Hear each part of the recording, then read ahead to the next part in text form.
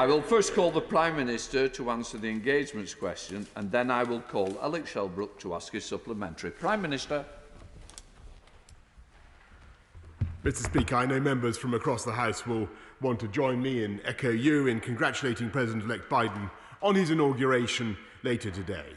As I said when I spoke with him on his election as President, I look forward to working with him and with his new administration, strengthening the partnership between our countries and working on our shared priorities, from tackling climate change, building back better from the pandemic, and strengthening our transatlantic security. Mr. Speaker, our sympathies also go out to those affected by the latest floods, and I want to thank the Environment Agency and our emergency services for the work they're doing to support these communities, and I'll be chairing a COBRA meeting later on to coordinate the national response. Mr. Speaker, this morning I had meetings with ministerial colleagues and others, and in addition to my duties in this House, I'll have further such meetings later today. Right, let's head up to Yorkshire with Alex Shelbrooke. Alex Shelbrooke. Thank you, Mr. Speaker, and may I start by fully associating myself with all of the Prime Minister's opening comments. Mr. Speaker, will the Prime Minister join me in welcoming the fact that free school meal pupils in Elmet and Rothwell will continue to receive free lunches over the forthcoming school holidays, thanks to the winter grant fund provided to Leeds City Council by this government? Yes, indeed, Mr. Speaker. I can confirm that eligible pupils in Leeds will continue to receive free school meal support over the February half-term, and this Conservative government has given over £2 million to Leeds City Council through the COVID winter grant scheme to support vulnerable families in the coldest months, and it is the intention of this government, this side of the House, that no child should go hungry this winter as a result of the COVID pandemic.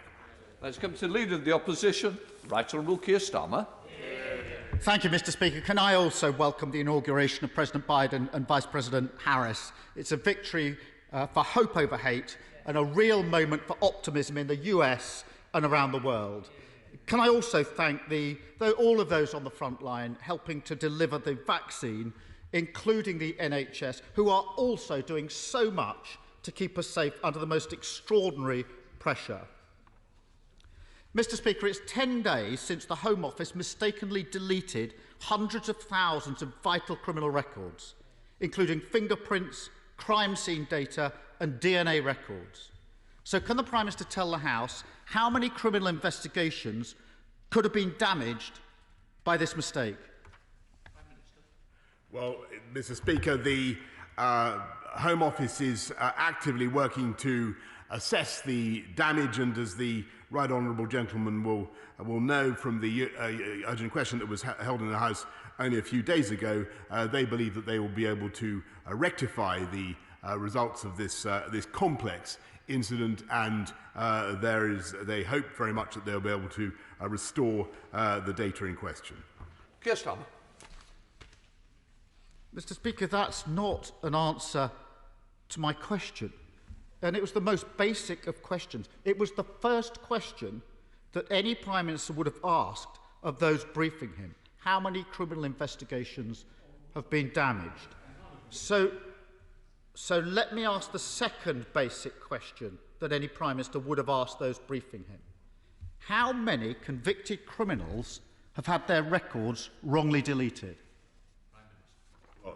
I answered the first question entirely accurately, Mr. Speaker, because we don't know how many cases might be frustrated as a result of what has happened, but I can tell him that our 213,000 offence records, 175,000 arrest records and 15,000 person records are currently being investigated because they are the subject of this problem.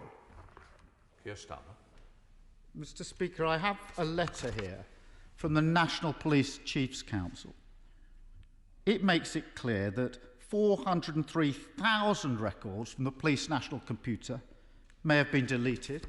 In addition to that, Prime Minister, this is from the National Police Chiefs Council. I'm sure he's been briefed on this.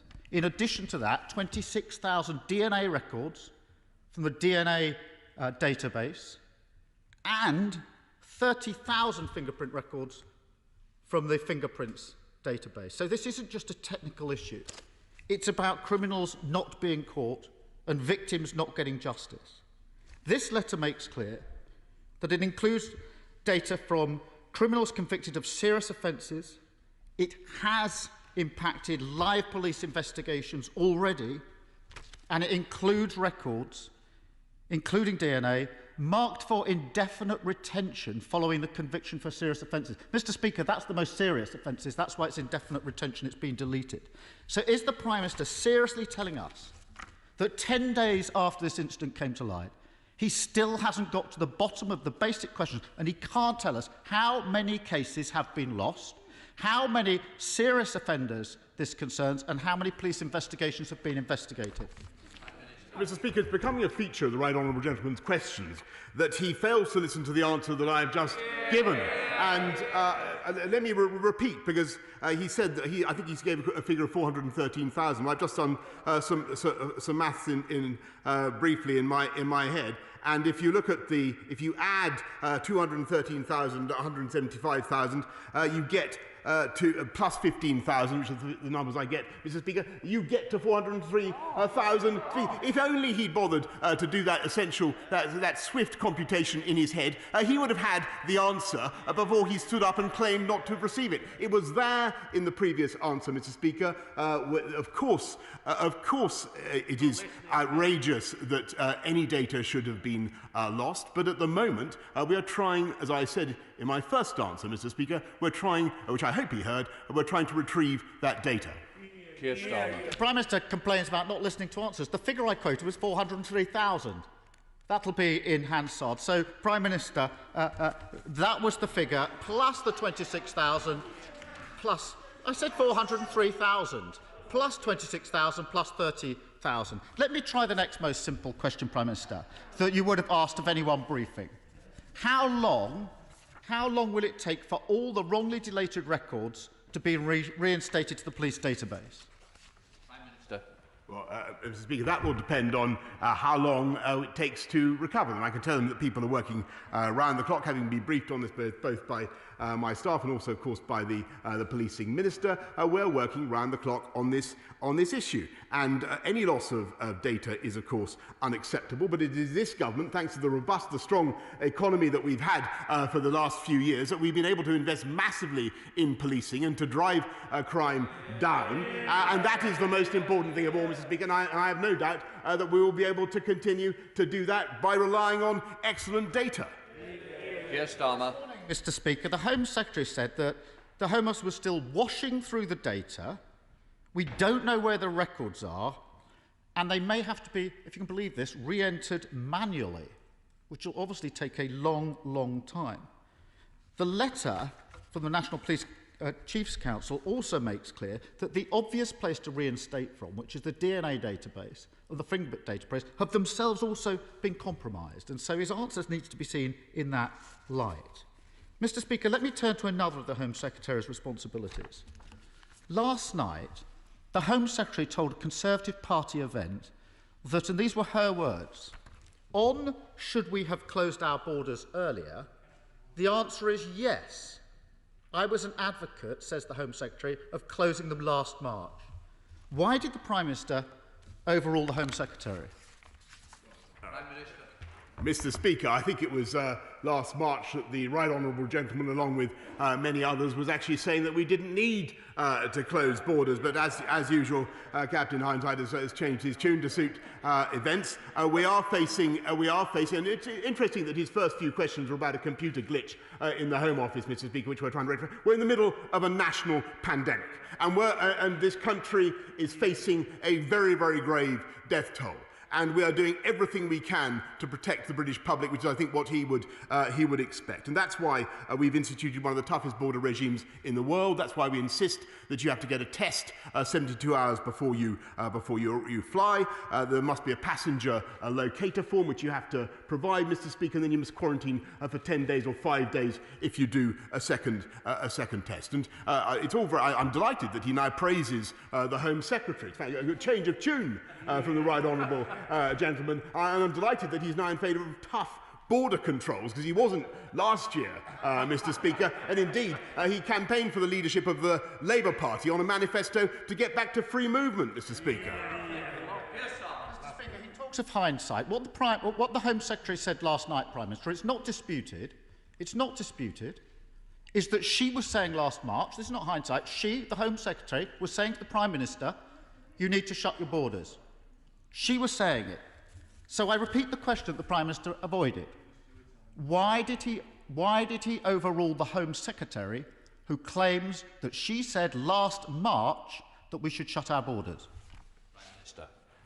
Mr. Speaker, we've instituted one of the toughest border regimes in the world, and it was only last March that he, along with many others in his party, were continuing to support an open border approach. And I must say that the whole experience of listening to the right honourable gentleman over the last few months has really been like listening to a weather vane, watching a weather vane spin round and round depending on where the breezes are blowing. And we're getting on, Mr. Speaker, with tackling this pandemic through the most practical means that are available to us, rolling out a vaccine programme that has now inoculated 4.2 million people in our country, and whereas he would have joined the EU scheme, if I seem to remember, he attacked the vaccine task force, which secured the supplies on which we are now relying, and he stood on a manifesto, Mr. Speaker, at the last election to unbundle the very pharmaceutical companies on whose breakthroughs this country is now relying.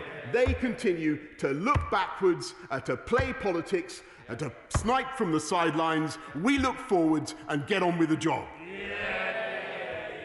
Let the weather vane take me up to Aylesbury with Rob Butler. Rob Butler.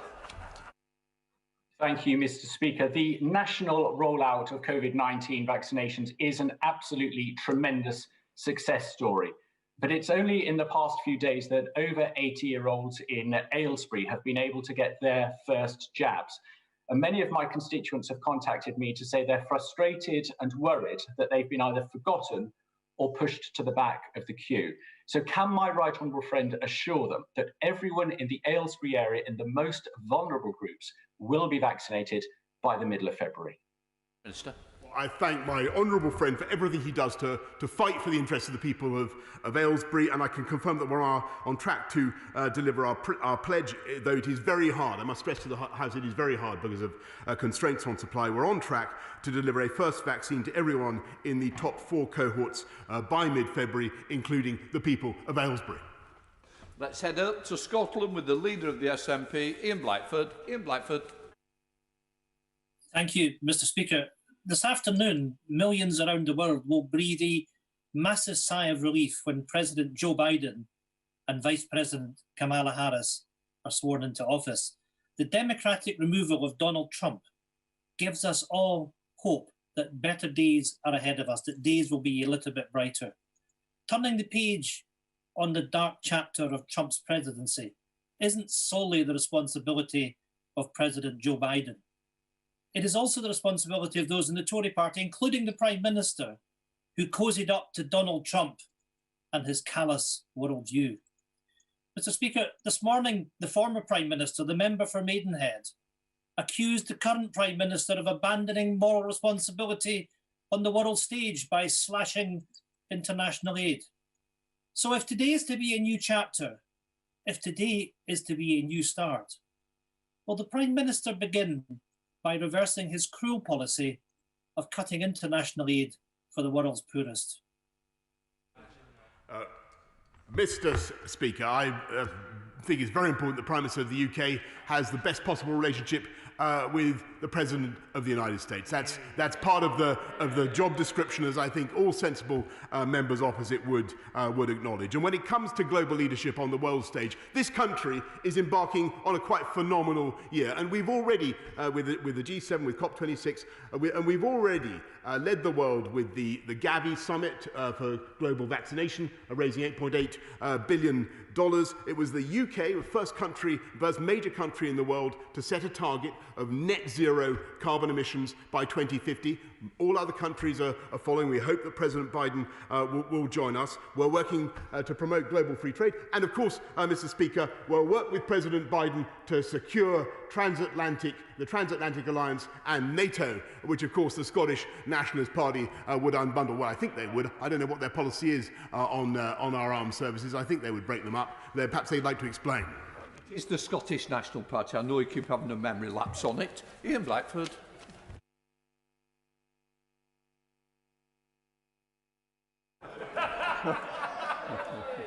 I somehow think we've lost Ian Blackford. We'll come back to him. Nicole Richards. Come.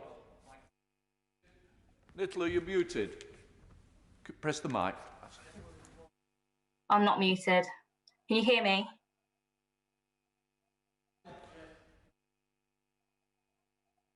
Can you hear me? Yes.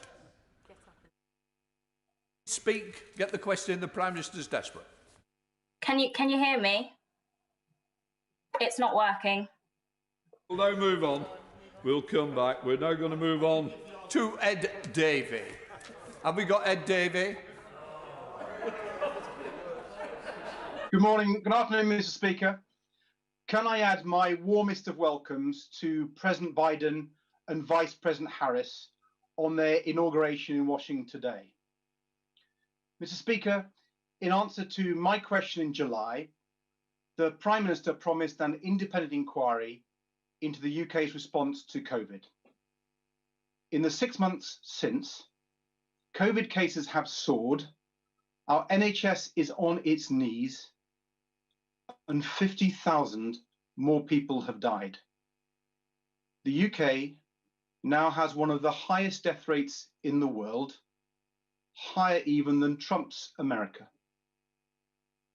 To learn the lessons from what's gone so devastatingly wrong under his leadership, will the Prime Minister commit to launching the inquiry he promised last year, this year?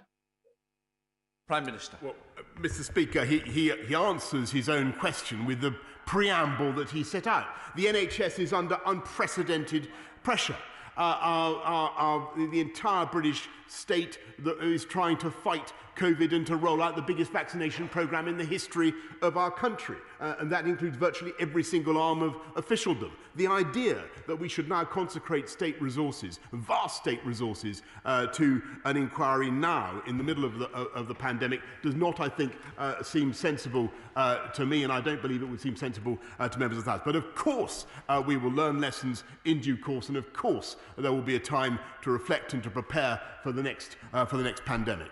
Let's reconnect with Ian Blackford for his second question. Ian Blackford.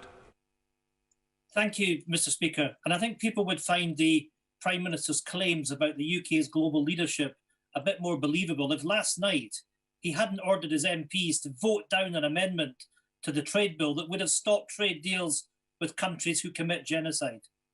Mr. Speaker, genocide isn't a matter of history. It is happening in our world right now. The international community has stood idly by as Uyghur Muslim men, women and children are forced into concentration camps in China's Xinjiang province. Yesterday, the outgoing US Secretary of State officially said that genocide was taking place, and the incoming Secretary of State, Antony Blinken, agrees with his view. Is the Prime Minister prepared to follow that lead? Is he prepared to stand up today and clearly state that genocide is being committed against the Uyghur population in China? If he is, will he urgently work with the new Biden administration? Prime Minister. Bring this to the UN Security Council. Prime Minister. So that international pressure can be brought to bear on China. Mr. Speaker, the right honourable gentleman knows very well that the attribution of genocide is a judicial matter, but I can say for myself that I regard what is happening in Xinjiang and what's happening to the Uyghurs as utterly abhorrent, and I know that members on all sides of the House share that view. And I commend to him the excellent statement by my right honourable friend, the Secretary of State for the Foreign Commonwealth and Development Office, very recently on what was happening there and the steps we are taking to protect, to prevent British commercial engagement with goods that are made by forced labour in Xinjiang, and the measures the steps we are taking against what is happening. But what I might ask him, in all sincerity, is what he would propose by way of a Scottish national, or not nationalist, but national foreign policy. Would he break up the Foreign Office? Would he break up the FCDO, which after all has a big branch in East Kilbride? Let us head to West Bromwich again with Nicola Richards. Nicola Richards. Thank you, Mr. Speaker. Next week, we mark Holocaust Memorial Day. Remember the 6 million Jewish men, women and children murdered by the Nazis and pay tribute to the extraordinary survivors. Will the Prime Minister join me in thanking the Holocaust Educational Trust for organising a live webcast for students across the country to tune in and hear the testimony of survivor Eve Kugler on the 26th of January, and ask all members to encourage their schools to join Q3 Academy Great Bar from West Bromwich East in taking part? Mr. Speaker, my honourable friend is absolutely right to warn us of the need to continue to inoculate our populations, ourselves, against the wretched virus of anti-Semitism, which has a tendency to recur and reinfect societies, including, tragically, our own. And I, of course, am very happy to join my honourable friend in encouraging all members to ask all schools, as the excellent Q3 Academy in Great Bar is doing, to tune in to the event that she mentions. Head to Yorkshire with Alexander Stafford. Alexander Stafford. Thank you, Mr. Speaker. Both I and many residents across Rother Valley are very concerned about crime, drug use, including from nitrous oxide capsules, and antisocial behaviour. Will the Prime Minister back my campaign and call on the Labour Police and Crime Commissioner for South Yorkshire to restore a police presence and even reopen a police station on Dillington High Street? Steph. Mr. Speaker, well, there could be no more fervent and effective advocate for the people of Rother Valley than my honourable friend, and I'm sure that he has much support for his campaign for a police station. I hope that a solution can be found. In the meantime, I can reassure him that we are making sure that there will be the police officers, the police men and women, to put in that police station, because, as you know, we are delivering, Mr. Speaker, on our commitment to have 20,000 more police over the lifetime of this Parliament. Let's head over to Northern Ireland with Claire Hanna. Claire Hanna. Thank you very much, Mr. Speaker. Prime Minister, contrary to the view of every political party here and all of those involved in logistics and retail, the Secretary of State for Northern Ireland said last week that there's no border in the Irish Sea and that disruption to supplies was a COVID issue and nothing to do with Brexit or the protocol. The papers are reporting your plans to woo the Biden administration through the topic of Northern Ireland, as they and we try to move on from Trump and Trumpism. Would being straight with the people in Northern Ireland not be a good start? Mr. Speaker, as the Honourable Lady, I think, may know from what I said, I think, to the liaison committee several times, the proof of the pudding is in the eating. Actually, there's more transit now taking place between Larne and Stranraer and Cairnryan than there is between Holyhead and Dublin, because it's going so smoothly. Let's head up to Harborough with Neil O'Brien. Neil O'Brien. Mr. Speaker, thank you. I'm so sorry. It's excellent that we are leading Europe in vaccinations, and it's excellent that we now have strong health borders. But as the virus bounces around the world, there is a real risk that it will mutate and be able to dodge the vaccines or reduce their efficacy. And there's concerning data from South Africa in that respect. Will the government develop a new rapid pathway to allow the approval of new variations of the vaccines so that we can shut down any new strains quickly? Prime Minister. Yes, indeed. My honourable friend makes an incredibly important point, and we've been talking about that with the scientists over the last days and weeks intensively, just in the last few hours. And we're confident that the MHRA will be in a position to turn around new applications for new variants of vaccines as may be required to deal with new variants of the virus, Mr. Speaker. Let's head up to Lancashire with Rosie Cooper. Rosie Cooper. Thank you very much, Mr. Speaker. Lorries containing food produce sitting idle for days is a stark reminder that if post-Brexit Britain is to be self-sufficient, protecting our food production through infrastructure investment is crucial. So could the Prime Minister provide the infrastructure investment essential to tackling flooding in West Lancashire by giving the Environment Agency enough funding both to keep the old crossings pumps operational and to maintain the watercourses? This will be vital to ensure that the rich food-producing lands of West Lancashire, essential to the security of food supplies and our local and national economy Prime are Minister. better defended, as well as protecting Prime Minister. Prime Minister, we've got to get through the questions. Prime Minister.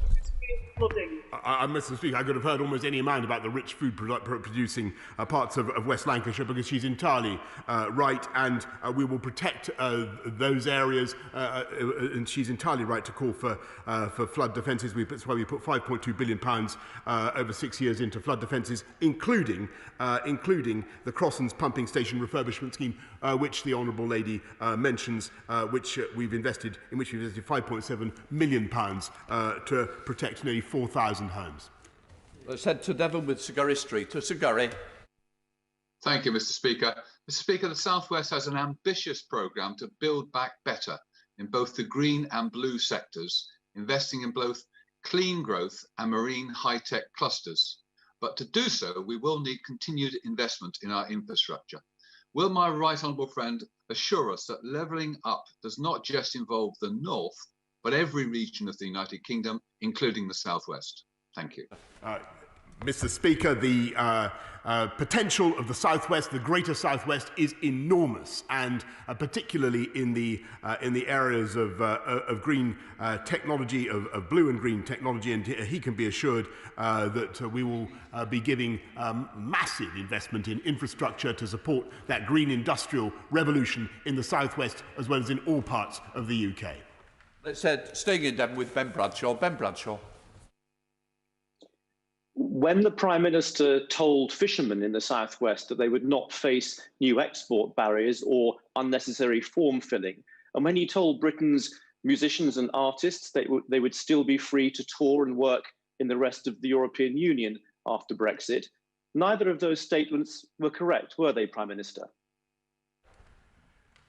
Mr. Speaker, it is absolutely true that some British fishermen have faced barriers at the present time owing to complications over form filling, and indeed one of the biggest problems is that, alas, there is a decline in appetite for fish in continental markets just because most of the restaurants, as he knows, are shut. But the reality is that Brexit it will deliver and is delivering a huge uplift in quota already in the next 5 years, Mr. Speaker, and by 2026 the fishing people of this country will have access to all the fish in all the territorial waters of this country, and to get them ready for that El Dorado, Mr. Speaker, we're investing £100 million in improving our boats, our fish processing industry, and getting fishing ready for the opportunities ahead.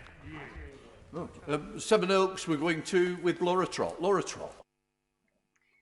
Thank you, Mr. Speaker. And can I thank the Prime Minister and the Health Secretary for the recent strengthened guidance to allow parents access to neonatal intensive care units whenever they need to in this pandemic.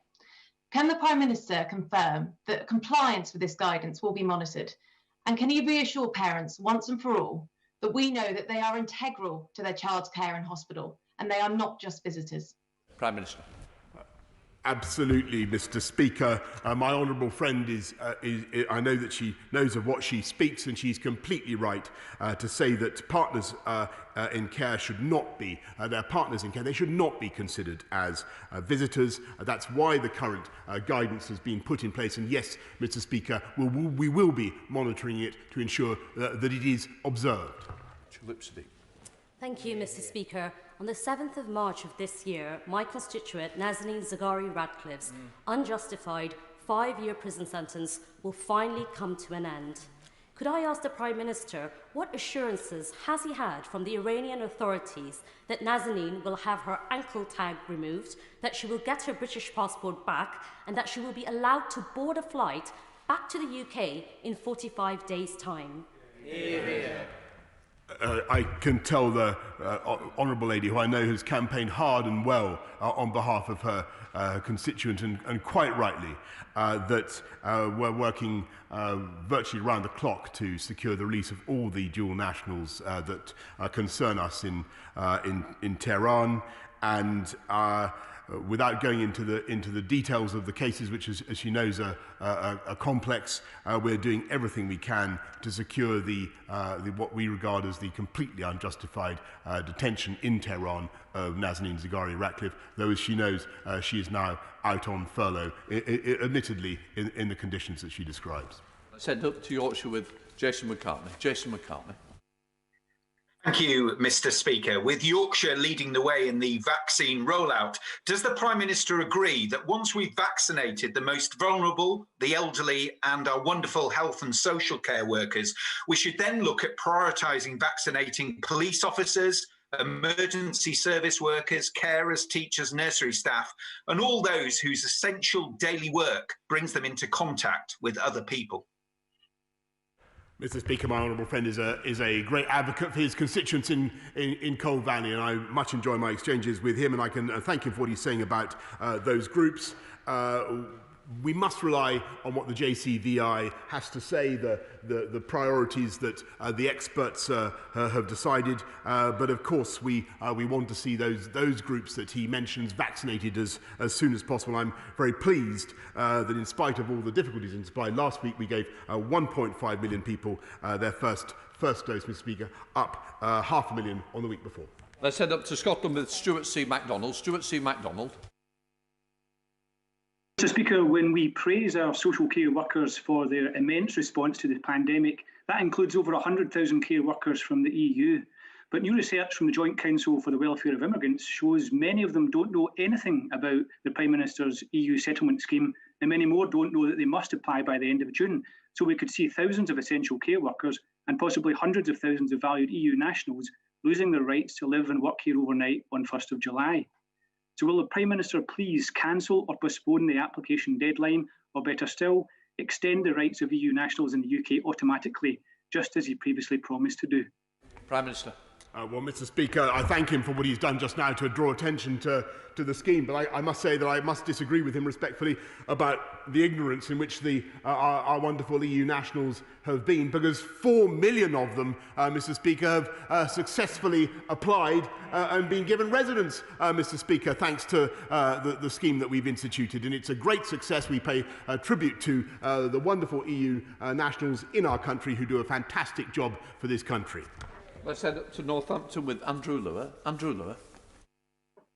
Thank you very much, Mr. Speaker. For many years, my right honourable friend wrote humorous articles that nevertheless made serious points about individual freedom and the dangers of over-regulation.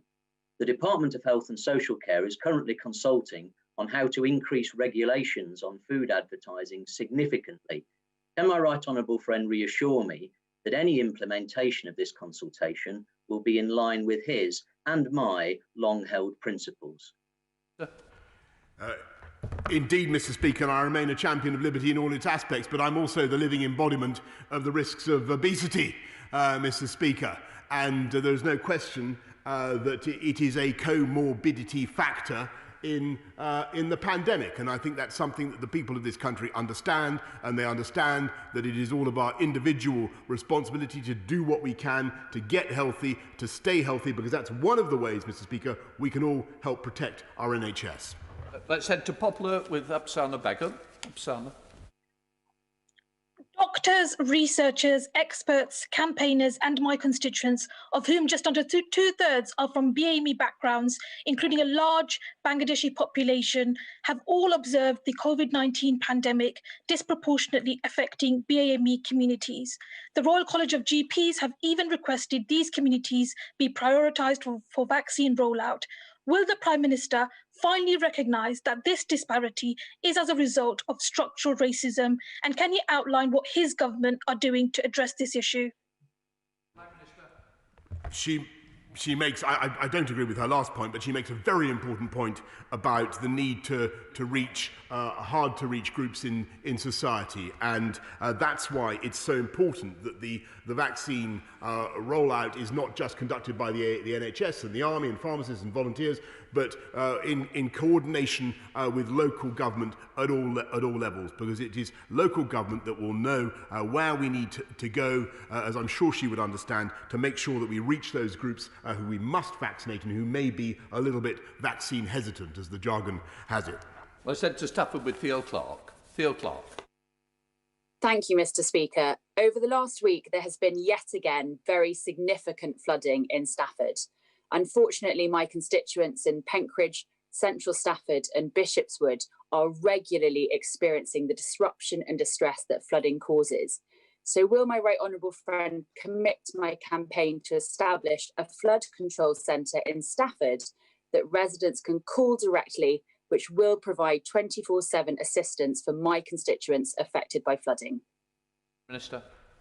Every sympathy for the residents of Stafford who've been affected by flooding, as with everybody who's been affected by flooding in the latest bout. And what I can say to my honourable friend is that the Environment Agency is working hand in glove with her local authority and other partners to find a particular solution to the flooding in Sandon Road and Sandyford Brook. Let's head up to Thamesmead with Abena Apong Asari.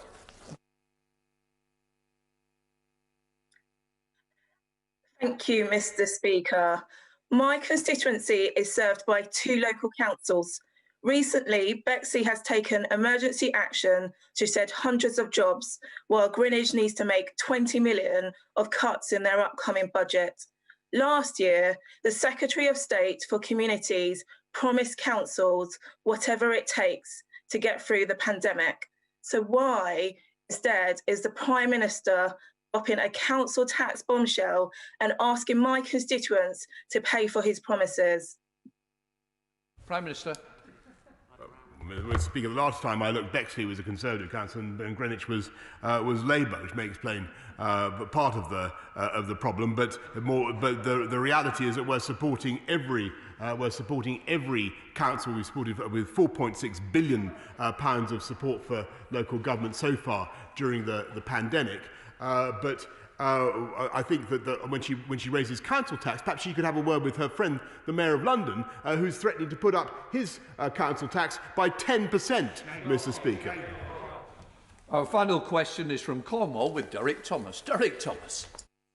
Thank you, Mr. Speaker. The announcement by my right honourable friend, the Prime Minister, that the G7 summit is to take place in Carbis Bay in June presents a tremendous opportunity for my constituency and, of course, the Duchy of Cornwall. Firstly, can I thank the Prime Minister for this? And can I ask whether he shares my belief that the G7 summit offers a perfect opportunity to secure a global commitment to embrace and accelerate our ambitious low-carbon industrial revolution? Minister.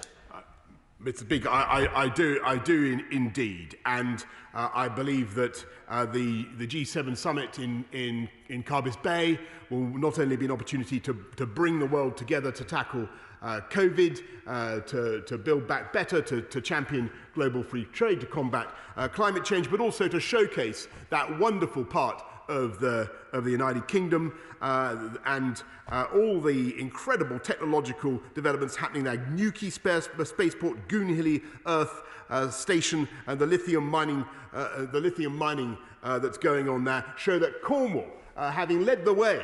I think the Romans mined tin in Cornwall, didn't they? I have a feeling they did, Mr. Speaker. And indeed the copper mines are at the heart of the UK industrial revolution. What is going on in Cornwall today shows that Cornwall is once again at the heart of the 21st century UK green industrial revolution.